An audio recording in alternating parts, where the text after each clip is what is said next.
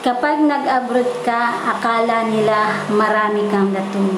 Hiram dito, hiram doon. At pag hindi mo sila napagbigyan, ikay masama sa kanila. Hindi nila alam, kada sahod mo, resibo lang ang natitira sa iyo. At sa buong taon ng pagtatrabaho mo, resibo lang ang ipon mo. Hindi makapag-ipon dahil pasan mo ang daigdig. Maraming sinusuportahan na pamilya at kamag-anak na daig mo pa ang foundation. Kaya ang payo ko sa inyo, pilitin niyong magtira at mag-ipon para sa inyo. Hindi sa lahat ng panahon malakas kayo. Bakit lahat ba ng mga tinulungan mo aalagaan ka pagdating ng panahon? Hindi ba?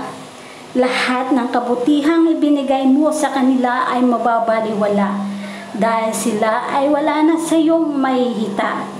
Lahat ng pagsisikap nyo ay mawawala. Pati ang mga tinulungan nyo ay biglang naglahong parang bula.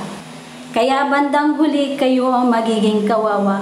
Kaya hanggang nasa ibang bansa, mag-ipon at huwag ubos-ubos biyaya para sa pagtanda nyo, sa iyo'y may mag-aalaga. Baka pag-agawan pa nila kayo dahil sa iyo ay may napapala. Yun lang po.